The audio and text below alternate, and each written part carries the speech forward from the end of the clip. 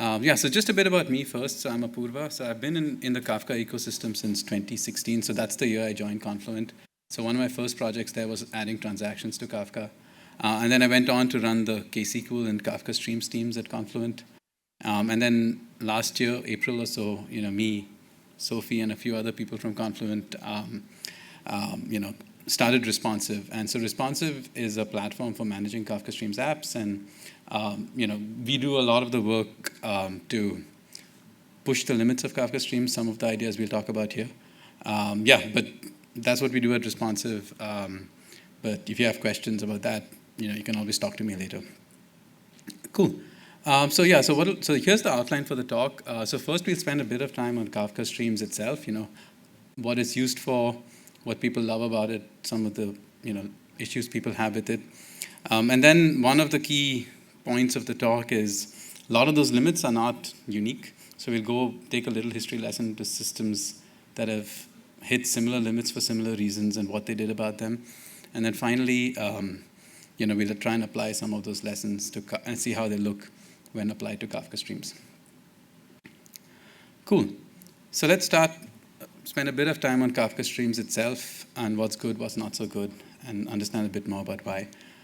So first thing, of course, the whole talk is about redefining the limits of Kafka Streams and implying that, we're spending a lot of time on limits. But I think the first point I want to make is Kafka Streams is already very popular. We just had a talk from Acertus using Kafka Streams as part of the logistics platform, but it's really everywhere. Like 3 great examples, is Walmart. I don't know if you know, but Walmart.com and all their online properties, the checkout flow is powered by Kafka Streams. So when you are on your cart, the recommendations you get to add stuff to your cart is powered by Kafka Streams, like based on your session history, purchase history. When you check out from your cart, fraud detection happens through Kafka Streams. So it's like critical, in a very critical flow in one of the largest retailers in the world. It's also used in logistics, right? We just had a talk from Acertus about how they use Kafka Streams, but Michelin has a great use case for, they're a tire manufacturer in Europe. And I've learned this recently, but, it's a very complicated process to fulfill orders when you're a big manufacturer. They have many different tires produced in many different locations. An order from a tire distributor has to be delivered in many locations. Right, so like the whole platform for like fulfilling the order, getting it on ships, trucks, trains, whatever, from many locations to multiple locations, all of the fulfillment tracking, all of that is on Kafka Streams, right? So it's a mission critical use case for their business. And in yet another vertical, Morgan Stanley, it's a very famous investment bank. They use Kafka Streams for liquidity management. What an investment bank does is trading, right? So they buy and sell securities. And a big input into trading is how much liquidity, how much cash you have to buy a security. So they compute in real time the current liquidity positions with Kafka Streams. Again, for an investment bank, mission critical, right? And transactional. So my point is here that this is just the tip of the iceberg, right? There are many, many, many more. So that GitHub repo has just the public ones from many great companies, but they're like more than 2 orders of magnitude more actually out there, right? So I think, I just want to start with that preface. We talk about limits, but even the existing Kafka Streams works very well for a lot of people and a lot of companies in the world today. Okay, with that said, let's move on to, what people like about Kafka Streams. Why is it so popular? And there are 2 main reasons, right, that come up again and again. One is, the API. It's extremely, simple. It's like event at a time processing, right, with state. So the state brings a lot of power. You can do stateful joins, stateful aggregations. And finally, it's super flexible, right? You can mix the processor API with the DSL. You can extend it in any way. And then the flexibility extends to its form factor, right? So it's embedded. Like it's, I think, the only, at least for Java, the only embedded stream processor.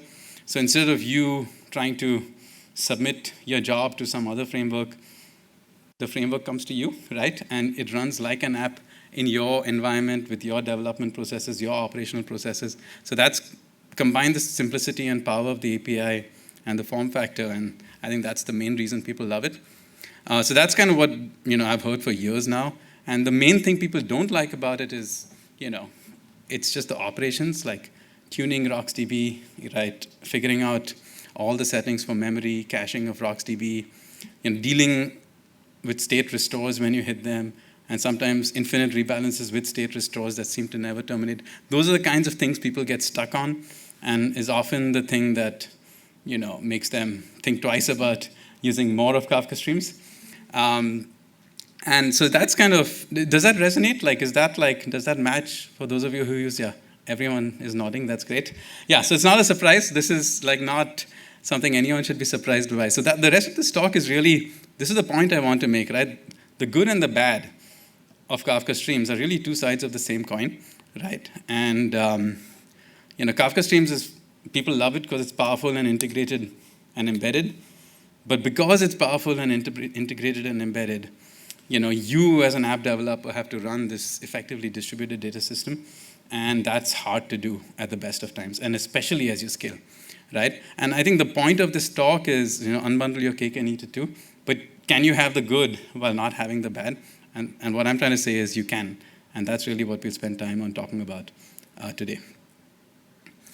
Great, so before we do that, right, as I mentioned at the beginning, so we'll, a lot of these problems of Kafka Streams and the limits it's hitting and why it's hitting these limits are not new.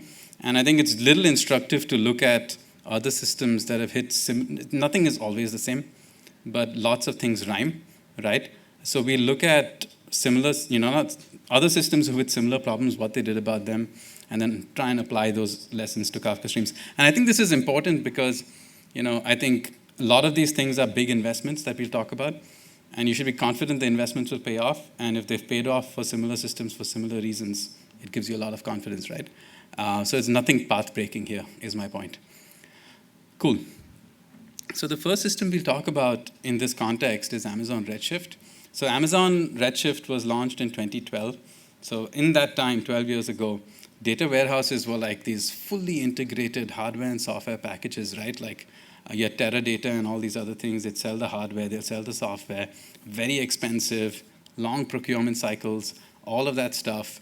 What Amazon said was we'll give you a warehouse in the cloud, put your credit card in, you get, a warehouse.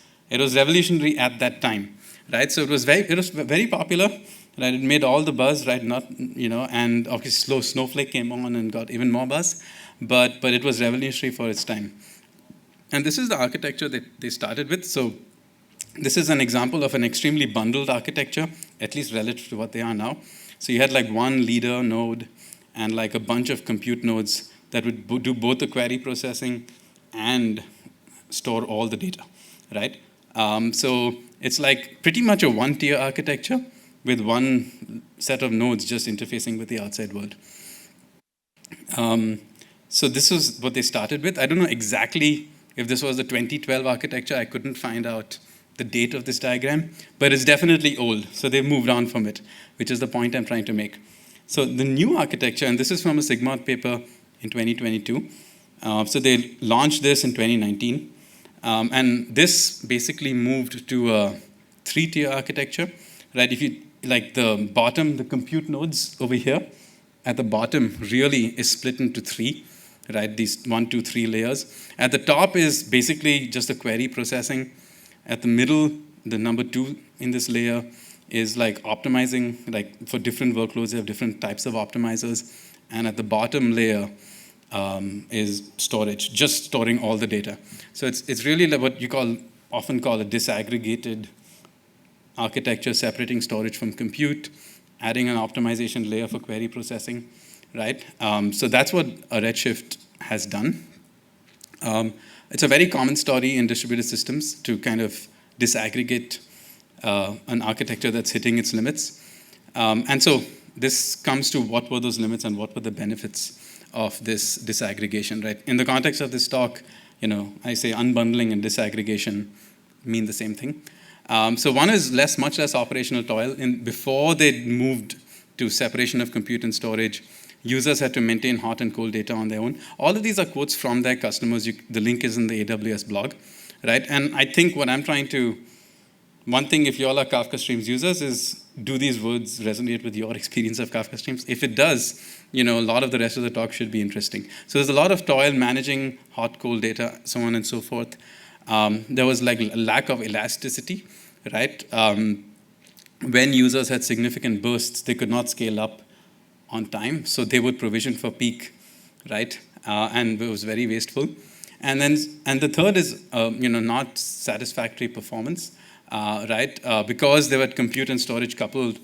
Either you spend a lot of money for a lot of CPU and a lot of disk and a lot of memory, or you can split it out and spend CPU for query processing and disks for storage, and you get better performance because your focused optimizations often at better cost too, right? So those are the benefits of unbundling Redshift, and this is, I think all of three benefits would also come to Kafka Streams. All of the problems, of lack of flexibility, toil, and sometimes subpar performance are also symptoms of limits you might hit with Kafka Streams. But we'll come to that, right?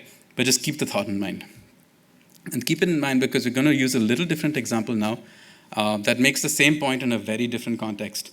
So this is a slide this is actually an image from Netflix in 2008, right? Way back that time, Netflix was a DVD mail order business. I don't know if you all used Netflix at that time, but basically you'd have a certain number of DVDs you check out, and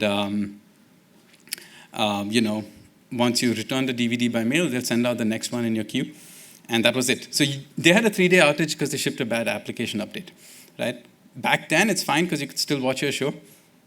All you could not do is change your queue. If that happened today, it would be an outrage, right? Like you can't watch your shows for 3 days. Point being, expectations have changed, right? The world has changed. Netflix's product has changed. So they changed too. So this is from a reInvent talk they had in 2012. It's a pretty cool talk. You should watch it. It's 12 years old, but it's aged really well. So part of moving to the streaming era, like video streaming, not our streaming, is, moving from monolithic applications to service-oriented architectures. I'm not going to redo that whole monolith versus microservices, but the point is that it's another example of unbundling. It's another example of disaggregation. It allowed them to move much faster, with scale much higher, and add many more developers to build out what essentially became a digital product, right? Netflix.com now is like all the apps, all the websites, all of that stuff. And they still have a very similar service-oriented architecture. So it's an example of unbundling because requirements changed, scale changed, and the adaptation was to unbundle and disaggregate. Separation of concerns, it's a classic design principle. And that's the point of all of this, right? Success in systems that survive and live, companies that live, they always evolve, and they always evolve in the same way, right? You start with something that works, either the requirements change, competition changes, the technology landscape changes, and typically you move in this direction of separating systems out, separating concerns, specializing, and evolving. And still, Netflix is still doing really well. Redshift is still doing really well. All systems that go this path continue to do well. And that's the thing we're going to apply to Kafka Streams. It's had a great, it's been doing great for 8 years. And I think a lot of these ideas will make it do great for the next many, much more than 8 years, right? That's kind of the thesis. Cool. So now, how do we apply all of this to Kafka Streams? So this is the longest section of the talk, as it should be, right? So we'll talk about 3 things. One, how do you know you're hitting the limits of Kafka Streams itself? Like how do you know, like what are the symptoms that you're hitting the limits of Kafka Streams?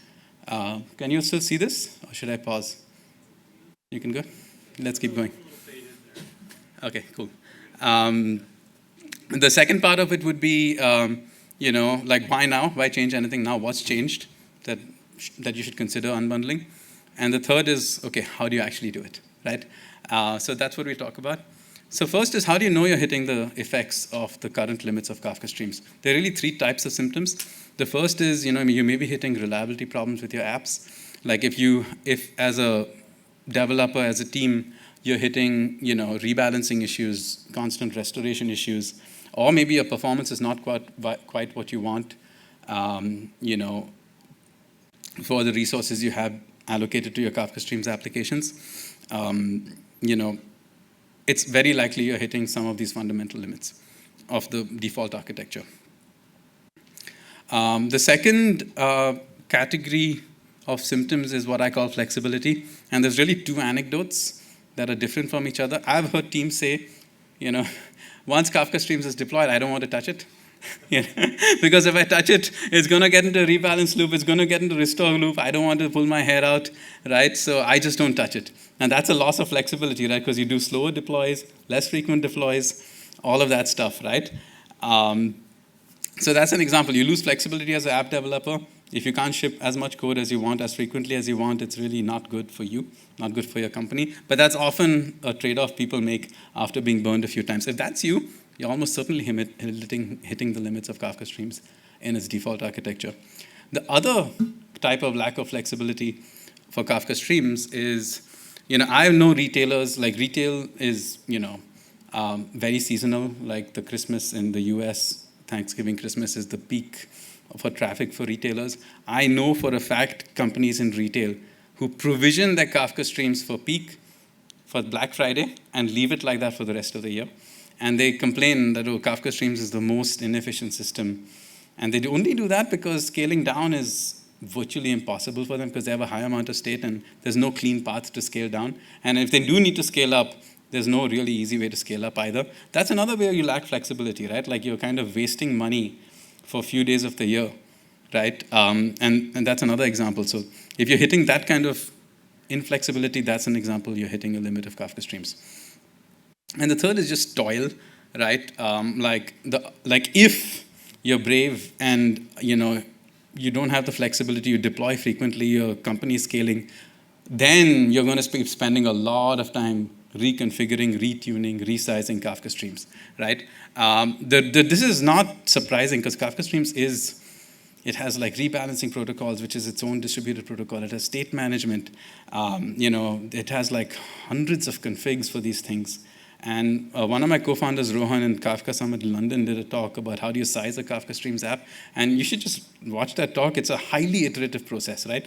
You tweak one variable, something else changes. You tweak that, something else changes. And that system has to converge over many iterations into something that works. That's just toil, right? If that's you, like if you deploy frequently, your business changes frequently, and you find yourself constantly in this loop of tuning and stuff of that nature, that's an example you're hitting a limit of Kafka Streams. So if this resonates, any of this resonates with any of you, it does? Okay, cool. So then I think the rest of this talk is specifically relevant. Cool. Okay, so why now? So what's changed, right? So, two things. One, you're hitting the problems, but now can you actually solve them? And the thing is that you can, right? So first of all, I think few things you should note. Kafka Streams was released in 2016 in 0.10 version of Kafka. It was actually conceived in 2014, right? And built over the next couple of years. It was, and in 2014, lots of things that we have today were not true. We didn't have managed databases, right? Amazon RDS was launched in 2012. DynamoDB was launched in 2012. We just talked about Redshift was launched in 2012, right? They were not at all adopted in 2014, right? It was not a thing. Kubernetes didn't exist in 2014, right? It only became mainstream in 2017, right? In that period, right, Kafka Streams itself, by 2020, we saw some of these examples. The expectations of Kafka Streams itself has been raised, right? Because it's used for mission-critical workloads. The expectations of application developers, given Kubernetes, given managed databases, has been raised. Right? You just expect to deploy an app. You'll have a database. It should auto-scale itself. But Kafka Streams, that's not true, right? So the expectations have changed on both sides. Technology landscape has changed. And even more recently, storage options have gotten more diverse, right? You have object storage as the only storage movements for very high scale, high volume workloads to be cost effective in the cloud. You have things like EFS, you have NVMEs in the cloud. There's many different storage options. So how do you take advantage of all this for your application? That's another reason to consider changing, right? And so that brings us to today, right? The expectations have, Kafka Streams is more important in more companies. Application developers expect more, and the technology exists to give them more. So let's use it, right? So that's kind of where we are today. Cool. So this is, now let's come to what do we unbundle and how do we do it, right? So this is a highly simplified view of Kafka Streams' architecture. Can you all see it in the back? I didn't realize it would be so small. But on the right, the right-hand side, there's So there's Kafka in the blue box, right? And then you have a box of task management, which overall is like the rebalancing protocol, task assignment, moving tasks around, that stuff.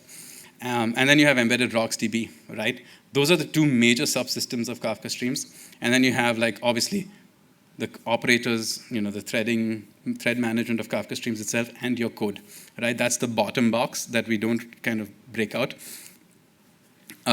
This talk is really about unbundling the rebalancing protocol aspects and the RocksDB, because, and if you actually do a check of the code, those two things are like 60% of Kafka Streams code base, right? It's the most complicated subsystems, and my message and what I believe is that unbundling those two will bring virtually all the benefits you'd hope around improving operations, better reliability, better performance, more flexibility, less toil.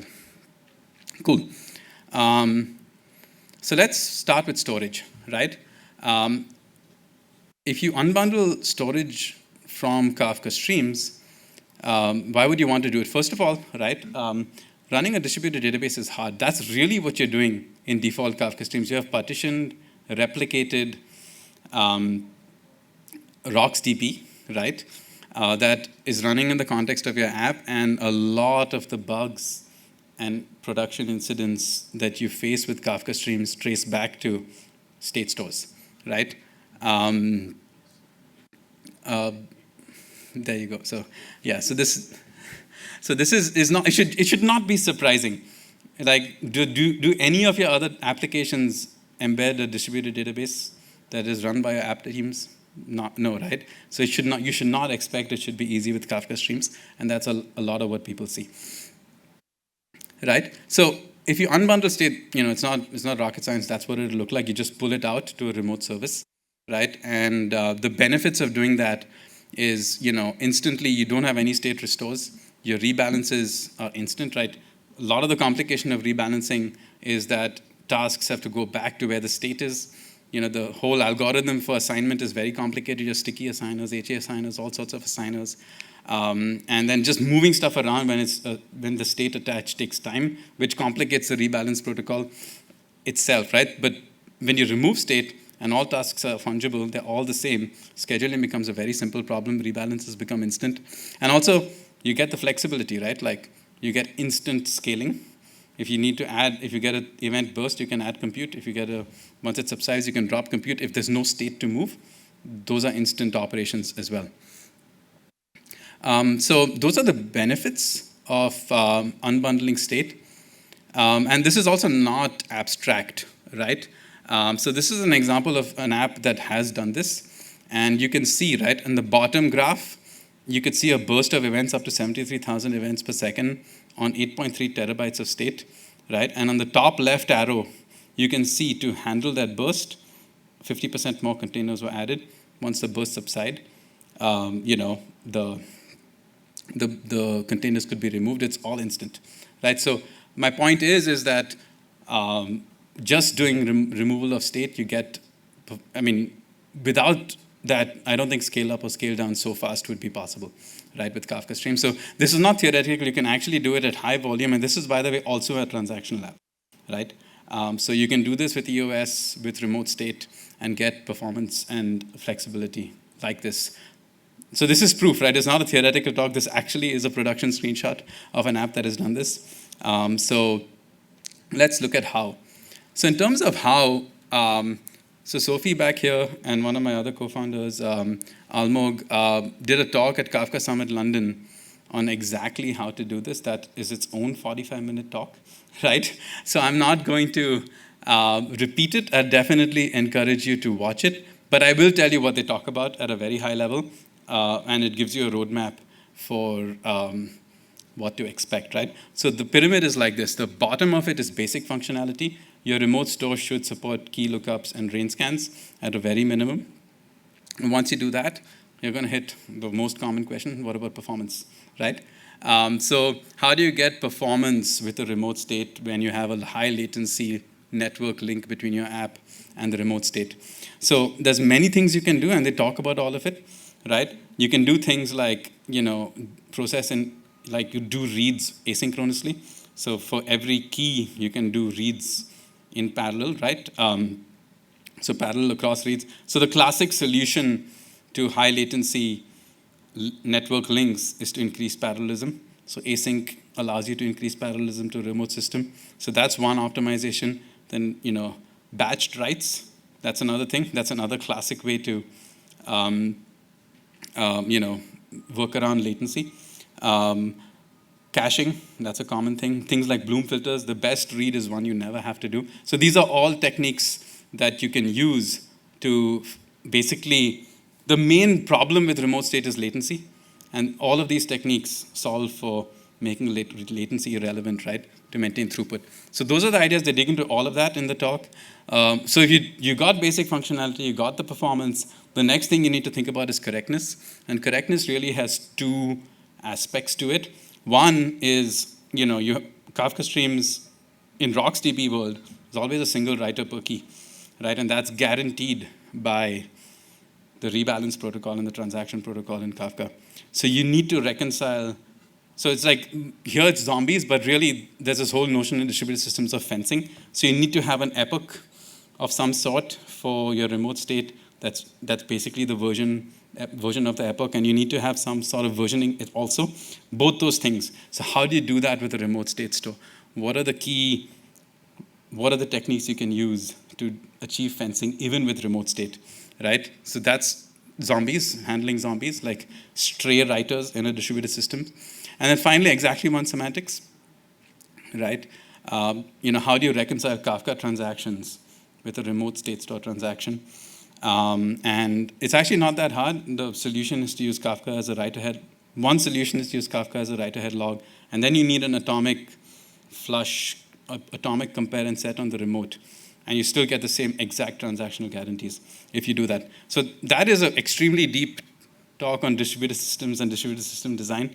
If you want to explore this, now not everyone will have all the problems. You may not be high performance, high throughput with exactly one semantics, right?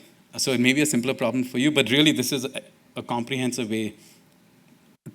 solution space for this. And then obviously they also talk about bonus features you get from remote stores, things like TTL and stuff of that nature, which is not so relevant to us here. So I'd recommend you watch that talk.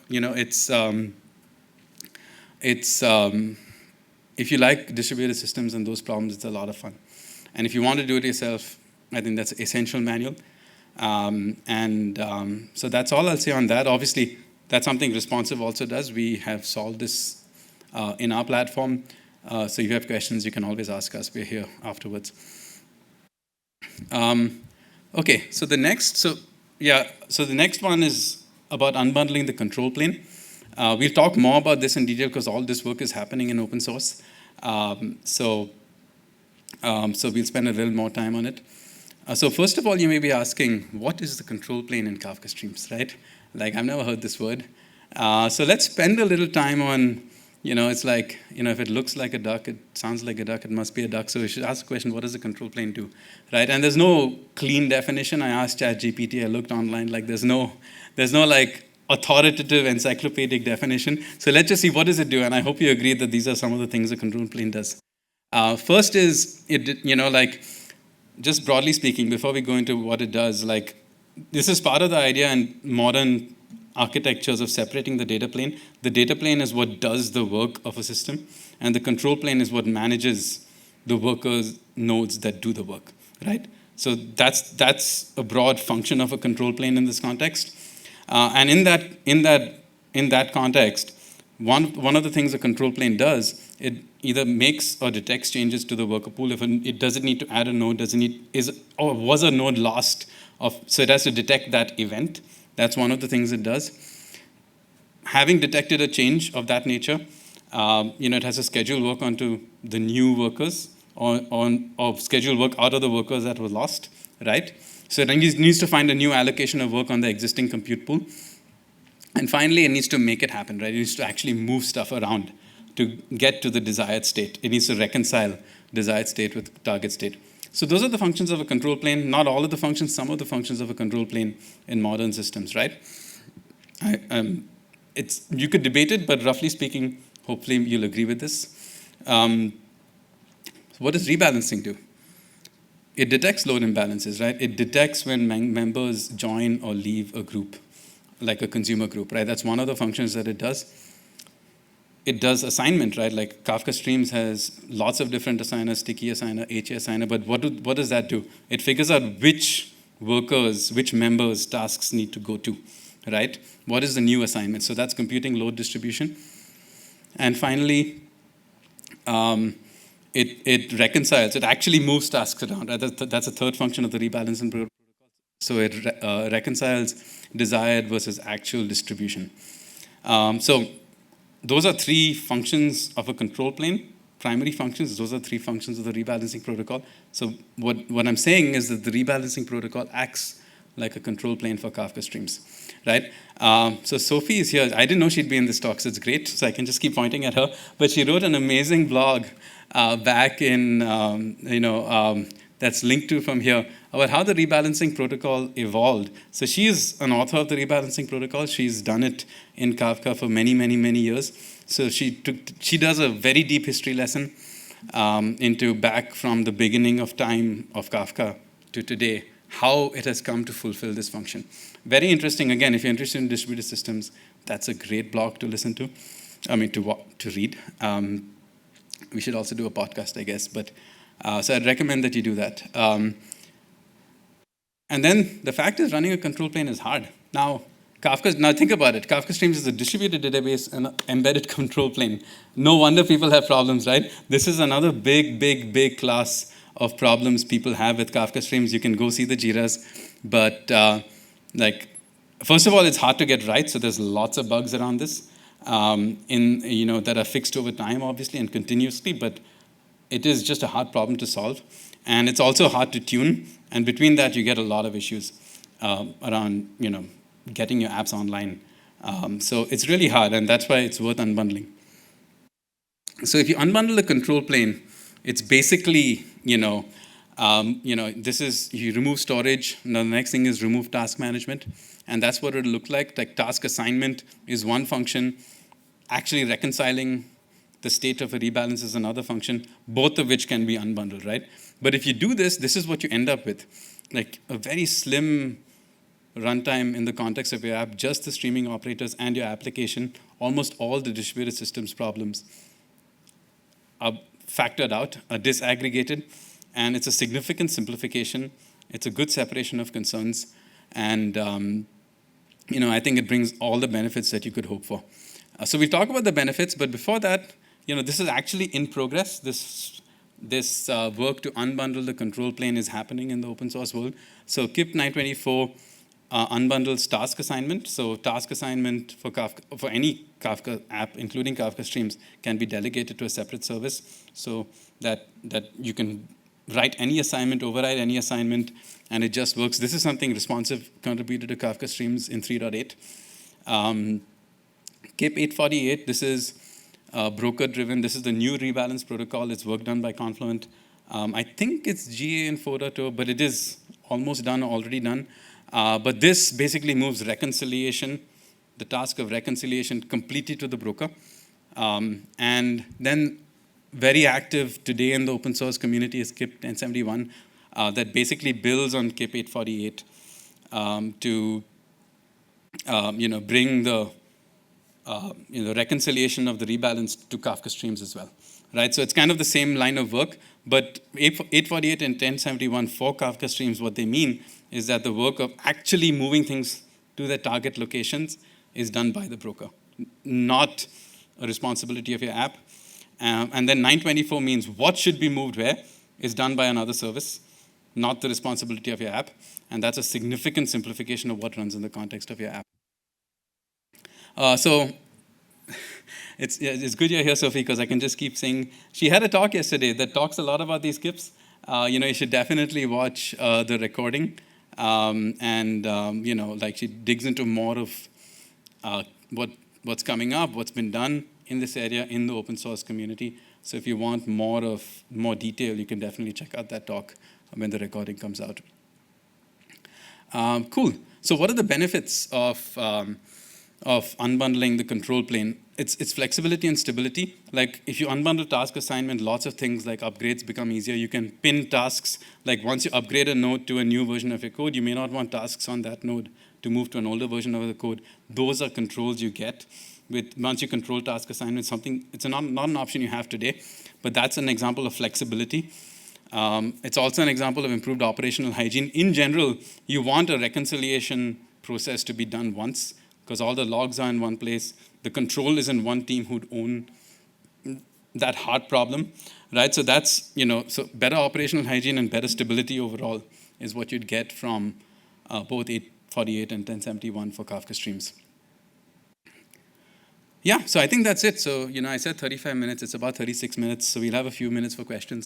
Yeah, so the point, just finishing this talk, like Kafka Streams, the limits, if you're hitting them, are not new limits, right? The problems are rooted in its architecture.